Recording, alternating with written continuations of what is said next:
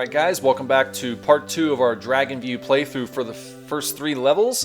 And we left off, we had just completed the first level and made our trek over the pass into the town of Casdra. And when we pick up, we're just going to continue right where we left off. We're going to go around this side of the town to the far end in the top right. We're going to have this merchant here. 300 jade, huh? What are we buying? You can probably guess. It's the same thing we got the first time we saw him. Yep, it is a heart container. So we're going to get that. Very much worth the 300 jade that we just spent. Obviously, it's not full right now. You have to go back to the temple or shrine to refill that health, but it's not that big of a deal right now because there are plenty of opportunities to refill that health on the overworld, and the enemies at this point should be a joke at level 7. By the way, in case you're curious, we did save at level 6 in part 1. I did some offline leveling to get to level 7 because, let's face it, that's boring. Nobody wants to see that stuff. Alright, now here there's a few things we're going to do. From the town of Casdra, we're going to go northwest. So take note of that, go northwest. We're going to head straight up here, and there is a cave where we're going to acquire an item that we couldn't get in the first part. I mean, we could have if we really wanted to, but we were just content on getting to the save point. But from right here, as I said, take note, we're going northwest. There is a cave up here we're going to walk right into. There is a very good thing we're going to get and a very bad thing you want to avoid. So check this out. The moment you walk inside, you're going to see a chest on the far left. Go ahead, this is the north cave. Pick it up. There is the bow. So remember, we did get some arrows. That's what the bow is used for. Got some hearts over there. Now, there is an entrance to the back of this cave. Do not go in here. I'm demonstrating just to show you what not to do. There are some enemies in here, right? You might think, why not just kill them? No, it is a sick trick by the game's developers to get you to explore areas of the game that you're just not meant to explore yet. Please don't make the mistake. Don't burn 40 minutes of your life away and have to restart. So instead, do what we're doing. Leave the cave, go straight ahead, and what you're seeing here, this is a warp star. We had an opportunity to get a warp star closer to the start of the game. We chose not to because we just wanted to get to the end and get to Casdra. But that will obviously warp you different places. Now the only catch is that you have to get a warp star that is similar because it only warps you to specific points on the map. You can't just go anywhere you want. So that one is going to warp us back to the start of the game at the town of Rices, if you remember that place. So it would have been handy had we gotten the warp point earlier and done our due diligence, but alas, we did not. But you do want to pick it up definitely. So for the time being, we're going to be heading southeast or east-southeast. This is where the compass absolutely comes in handy. So just hug the wall, and we're going to be going down here to get a couple power-ups before we go to the next section of the game and the second level or dungeon. Now look right over here. This is going to lead us to the second dungeon. We're not going to go there yet because we're not quite ready. There is a certain item that we want to have in our possession, which we don't have yet. So we're going to keep hugging the wall here. We're going to keep heading southeast, going around. It is very helpful to continuously check your map. Hit the trigger buttons L and R to bring it up periodically. No harm in doing that. By the way, don't bother with the random overworld enemies at this point. They're not going to give you any major experience. So we're going down here. This is a cave that's going to look familiar. If you go in here, this is actually the Gallus Pass. We've already come from here, so this is just a little checkpoint to let you know where you're at, where you've come from, and where you're going. We don't want to go over the pass just yet, although you could. We're going to avoid that for now because there are some items and power-ups we want to get prior to that, as I've said. So continue heading east, hugging the wall all the way along. Eventually you will come to another cave, and it's going to house the power-up that we want. By the way, here's a warp star. Go ahead and step over it if you haven't already done so. We definitely haven't. Go ahead and activate it. You will certainly want it. And continue hugging this wall. Stay along. We're going to pull up our map, see where we're at. Just want to continue hugging, hugging, hugging. That's all there is to it. It's just a lot of boring exploration in mode 7 right now. Doesn't look like much is happening. Trust me, you will come upon something. Now, you could stay on the regular path if you want to, but it's just quicker to do it this way. It'll save you a lot more time versus walking the path and potentially getting into random battle encounters that will provide you no experience. And there's our cave we want to walk into. We got stupid trees we got to try to get around. I really wish that the controls weren't so clunky, but it is what it is for a 16-bit system. It's not bad for the time, so I'll just deal with it. Now we go in this cave. What exactly is in here? Well, this is another section of the game called the Meadow. Ooh, is it a section we're not meant to explore yet? Nah, not really. You can go here if you want, and in fact, I strongly encourage it because, as you're going to see, there are extremely easy enemies here for any stage of the game. And then when you go into this back section here, there is another heart piece, heart container. So obviously, this will increase your life, and it will make the upcoming boss that you're going to see for level 2, rather, much, I don't want to say easier, but more tolerable. And you're going to want the extra health, believe me. Every little bit will help. Alright, so we've gotten that. We're going to go ahead, exit the meadow, and now there's one last extra thing that we're going to want to get here, and it's not really necessary for the level 2 dungeon and boss, but you will certainly want it for the upcoming later portions of the game, particularly level 3. It could be helpful as well. So once you exit this cave, you're going to head northeast, just like I'm doing right here. Just continue, go straight northeast, check the map, and what you're going to want to do, obviously, is head north, but you're going to head for this section in between this little alcove here path. Just continue heading northeast, maybe northeast, and eventually you will come upon a waterfall, and in the waterfall there is a nice little accessory that you're going to get, which will give us access to our first taste of magic. So you see this bridge here? Don't go across the bridge, continue heading to the left and north of it, and eventually you will come across this waterfall. It's up to the north here. Avoid the random battles. There's our waterfall on the right hand side. That's what we want. You're going to go through the waterfall, as odd as that sounds, and you will find this hidden chest and accessory here. Now, what exactly is it? I'm going to show you in just a second once the game decides to load. This is called Fall Waterfall. It is a lightning ring. Okay, lightning ring is what it is, as we waste the bomb. So what is a lightning ring? It is your first taste of magic, as I said, and it will basically hit any flying enemies, and there are a couple of them. Fortunately, you're not going to encounter any of them in this second dungeon walk-up, so no need to fear there, but obviously this is a nice little accessory to have in the walk-up to it. Now, one thing you do want to take note of is the MP. As you continue to use this ring, it will drain your MP, and that's where the stars will come into effect. It's nice to pick them up anytime you kill enemies, so don't just let those stars go for granted here. Now that we've got that out of the way, our next destination is going to be a place called the Lake Cave, and that's in the brand new map that we acquired from that guy in the town of Casdra, I believe. So you're going to head your way over to the Lake Cave, make use of that map if you need to. Once you get over there, you will come upon a man in there who will tell you what to do, where to go. And honestly, it's a pretty straightforward walk at this point. Kind of boring, but you just have to follow your map. Just go down south around this bend here, walk along the wall, and eventually you will come to the Lake Cave. A lake will be on the left-hand side, as you're seeing right here, and the cave will be on the right. So not a whole lot to see. It's a whole bunch of random encounters you can skip past, but this is the cave. We made it pretty simply, not too much to speak of right now. We're going to walk inside. There should be a passageway, walk right through here. Yes, this is the Lake Cave. We know that. Thank you very much. And then here is our man right in the center with 2 treasure chests on either side. His name is Rodester, as we were told back in Casdra, I believe. You can open up both chests, and you're going to have a couple things in here. One of them is really nice. Now, a potion, you can always use a potion to refill your life. But the crystal, as you're seeing here, this will refill your magic, your MP, to full.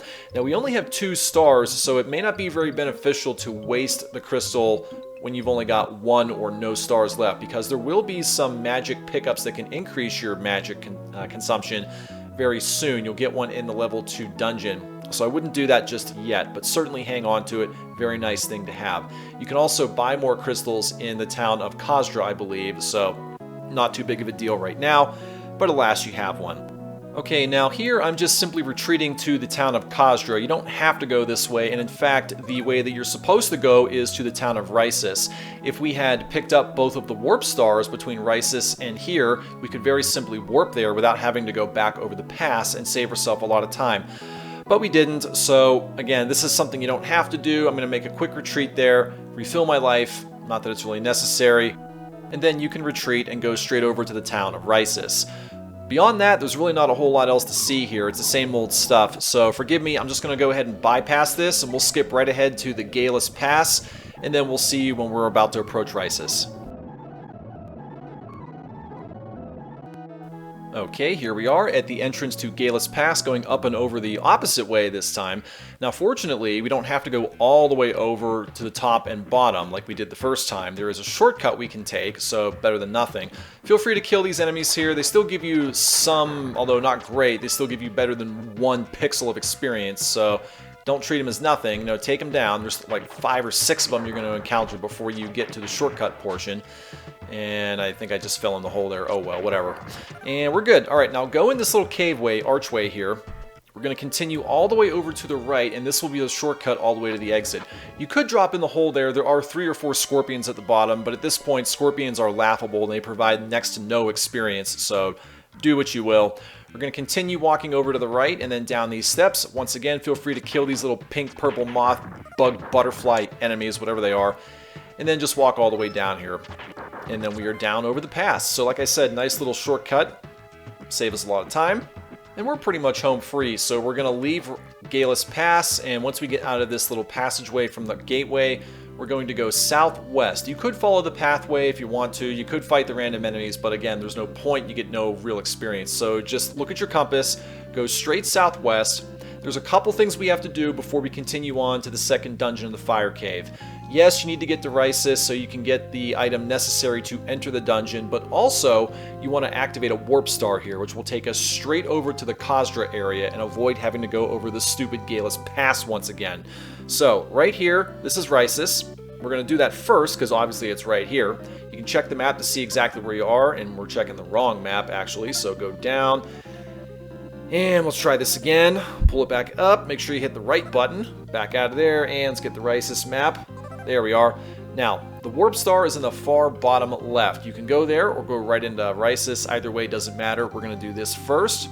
Show you exactly where to go. Now, not a whole lot has changed. You could refill your life at the Shrine Temple if you need to. Obviously, there's no need to if you're decently leveled, which we are. Go far over to the right. Gonna talk to this guy inside the house. Coincidentally, this is the guy we met at the beginning of the game in the Arsenal Cave, and he's gonna give us these scales, which will let us go through the second dungeon and actually access it without getting utterly destroyed and killed. So thank you very much. That's all we need from the town of Rysis. We can finally leave and head straight to the dungeon, right? Like I said, before we do that, we need to activate the warp star. Now, technically, you don't have to do this, but again, it's going to save you a lot of time. So let's show you how this works, as you've never actually seen the warp star function in action here. The way you get there is to go southwest from the town, once we get coordinated and angled correctly.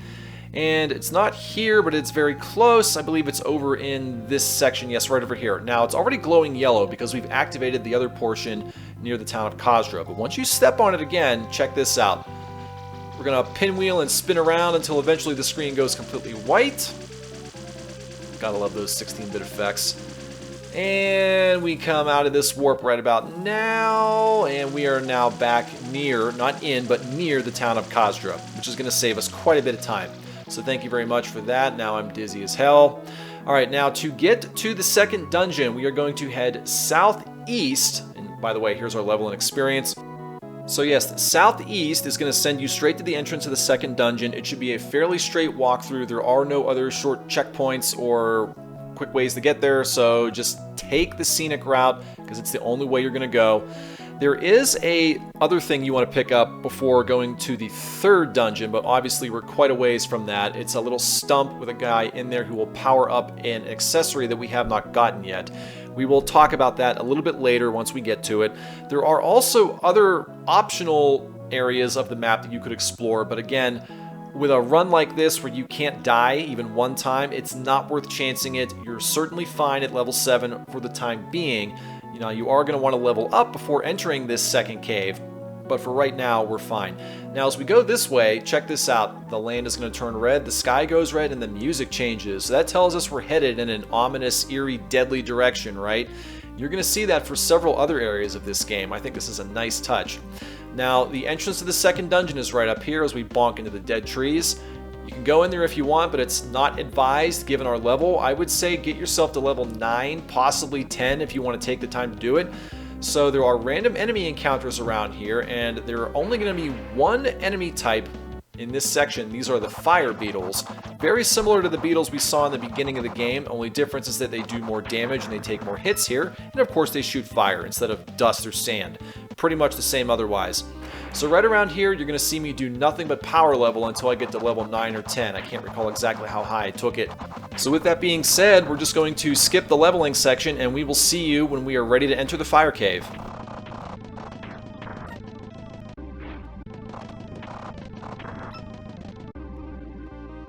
Okay, I've decided to enter the cave at level 8. I know this is kind of daring. I don't advise you guys doing this, but I just got tired of power leveling. I've decided to do some of it inside the cave. Now here, at the start, you're going to switch over to these scales. you're going to use the A button to shoot one, and it's going to immediately extinguish the flames. If you were to touch that flame wall, you would almost instantly be killed. So yeah, don't do it. You need to have the scales or you cannot access this dungeon. You're going to find a lot more fire bugs, fire beetles in here. So again, you could level outside or inside the cave. It really doesn't make that much of a difference. I chose to do that. Now from here, you're going to go over, jump over this floor of fire. Stay in the middle here. If you touch the fire, you will not die, but you'll certainly get hurt. Like that. Watch out for the fireballs. Interesting little way here. You're going to go through. You're going to have a few more fire bugs and fire beetles. Take them out quickly, painlessly, hopefully. Now you do have potions, and you're also going to get hearts, so there's no reason you shouldn't be able to get through here. Obviously use your scales when you encounter flames or walls of fire. Lots of fire bugs and beetles, and you're going to encounter some new enemies here pretty soon. I believe, yes, right here. This is a fire, like a fire rock demon, I guess. They go down, come around. There's a couple of them. And they give nice experience for this point in the game. They also shoot gusts of green wind, so you got to be careful of those.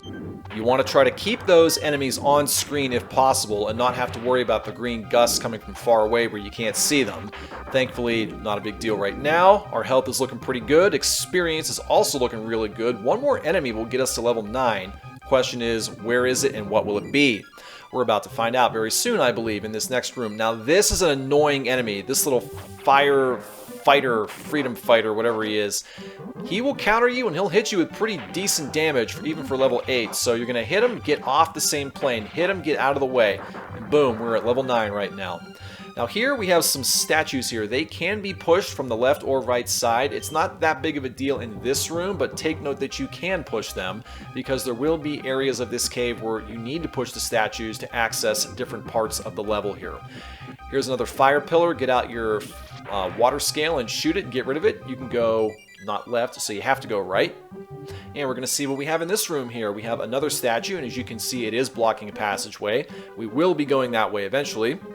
For right now, you can go this way, and technically you don't have to go this way. This is just the section where you're going to go to power level. And we're getting really low on health. Good thing I caught that and get our life back up to full. I gotta tell you, these firefighters are really annoying to fight whenever you got these balls of fire on the ground. You just touch them, it's like a landmine basically, drains your health. But we took them out, not too bad. Now, you can go south, you don't have to go the way I'm about to show you, but we have to power level ourselves up to level 12 at least before we hit the second level boss. Honestly, you should probably go higher than that, but that's what I strongly recommend based on video walkthroughs I've seen. But we're good to go. Our life is back to full. It only cost us 1 potion. So we're going to backtrack a little bit to the passageway that was blocked with a statue. And we'll go straight through it. And let's see what this section of the cave has to offer us. Just a few more fire golems here. Honestly, pretty straightforward stuff. Nothing we haven't seen already.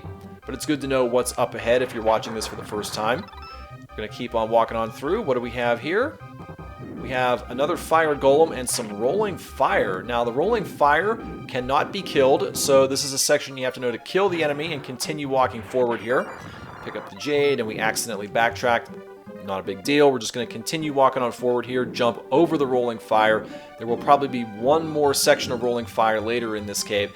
And this is nice. This is a MP experience capacity pickup here, or a magic container. It will increase your star capacity from 2 to 4, which is really, really nice. And you're going to want that potentially for later in the game. And I will tell you there are other MP pickups we can and will get before we go to level 3. But that's for another video and another time. Now here, you're going to go up these stairways. Don't go left. Go up the stairways, back up to the first floor of the fire cave. We have another ugly freedom firefighter here. Remember to hit it and get out of the way. In this case, he got trapped in the archways. This is an easy kill for us, I hope. Yep. And we're going to head over to the left. What do we got here? A chest. What's in here? A very nice pickup. This is sword energy. Basically, it will level up your sword and make you deal more damage. This is obviously a very, very nice pickup to get, considering the sword is the weapon I like to use the most. Sword power increase, and you will notice the difference immediately here. Now here, you can push these statues off to the left or right if you wish. You definitely want to push this one here after we kill this enemy, because in the next room, you will not be able to go to the next room, I should say, until those statues are moved off of a switch, and allowing us to move even further. Push it left or right, honestly doesn't really make much of a difference to me as long as you move it. And we're going to move onward to the right here. What do we have? A pillar of fire. Now, you might be tempted to shoot it with your scale. Don't do it because you have to do it from down here. Damn, that's a big wall of fire. Yeah, make sure you take it out from below. If you do it from up top, it's going to reblaze itself. So shoot it from down here with a scale once we pick the right one. Right about now. And out it goes. Perfect. Now, we're not going to go to the right just yet. We can't because the passageway we need to take is up on top where we fell down the hole from. So we're going to go through this passage. We're going to backtrack a little bit to get where we were. So ignore the painful backtracking. I know backtracking is so much fun in these games, right? Especially when there's nothing to see. We've already killed all the enemies here. So painful backtracking. Jump over the rolling fire. Nothing we haven't seen. Go through the area where we fought and got the MP star pickup. We're just about there. Now we have this little step to walk up and I think 1 or 2 more screens and we'll be back where we need to be. We're going to encounter the section where we had that sword energy pickup, so we're getting to the point now. We're going to go down this passage. Not a whole lot to see here. Very, very boring, unfortunately. If the backtrack was only 1 or 2 screens, wouldn't be too bad. Okay, here we go. Go over and around this hole. Go forward. We're getting very close to the level 2 boss right now. We got 2 fire golems and a section of rolling fire. This is kind of bad. Get out of there. Thankfully, we're looking pretty good on health with level 9. We'll be at level 10 pretty soon. We're getting pretty good experience with these fire golems here. Nothing to see right here. Go around these fire mines. But these ones move. These are kind of annoying. You're going to have another section here with one that moves. And yeah, so kill the boss. Not the boss, but kill the enemy. Watch out for the fire mines, as I will call them now. You're going to have 4 fire freedom fighters here. These are pretty annoying, but they're going to give really good experience and allow us to power level ourselves. Now, once you kill all the enemies in this room, I cannot stress this enough. Do not proceed past this room until you are at least level 12, because the next room is the boss room, and if you are not level 12 at least, there is a very good chance that you will get slaughtered. You're certainly going to use up all of your health potions in the process, so please, please, please, take it from me. Don't waste an hour. Do what needs to be done. Just go back and forth between these 2 rooms like I'm doing right now. Power level yourself to at least level 12. In fact, I think I went myself all the way to level 13. That's really all there is to see here. A lot of power leveling. Do what you got to do. I know it's boring and tedious, but in a challenge and a run where you are not allowed to die even one time, this is what you have to do. So we're going to skip ahead to the point where we are at the appropriate level, and we'll see you when we're ready for the second boss.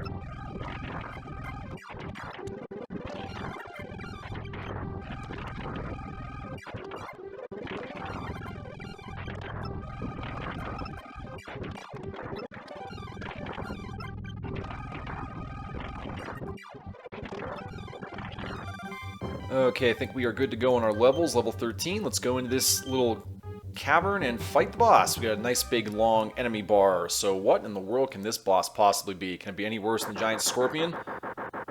Holy Lord, it looks like the genie from Aladdin on fire. That's an interesting image. Alright, so this boss's name is Ifrit, and it's similar to Persea the Scorpion in that when you hit it, it will counter by dashing straight at you here. And as you can clearly see, it has a projectile, and you have to be very careful of that. It moves in a up and down V-like pattern. So be very, very cautious of that, and we're very close to dying. We need to make sure we have a potion handy. In fact, I'm amazed we didn't die and lose the challenge right there. But thankful we're still alive. And because we're at level 13, our attacks do very significant damage here. I would have considered using the Hausa Boomerang, but obviously at level 1, it's not going to do nearly as much damage. So thankfully, with level 2 sword and level 13 experience, we managed to take this thing out with relative ease, and with the luck of aid of a potion, we took it out. And we are now done with level 2, which is essentially the intermediate challenge, so yay us. Okay, collect the hearts, continue on forward, and let's see what else is left in this dungeon, if anything, to collect. Well, there's one box, so it must be good. What is it? It is the fire ring. Alright, now the fire ring, this is our very first taste of magic. Well, actually second taste if you count the lightning ring. A lot of people skip over the lightning ring unless they're exploring around. But this is the first ring you're going to get the natural way, going through dungeons. The fire ring is necessary to complete the game and move forward, and you're going to see exactly how that works, particularly with the 3rd level dungeon, and we'll talk more about that a little bit later on. But let's go ahead and continue back out of here. Just a whole lot of backtracking against these fire enemies here. Nothing you haven't already seen before. We've got a few more random things to do before we wrap up this part of the challenge, so we're going to backtrack out of here, and we will see you when we get to the next most important thing.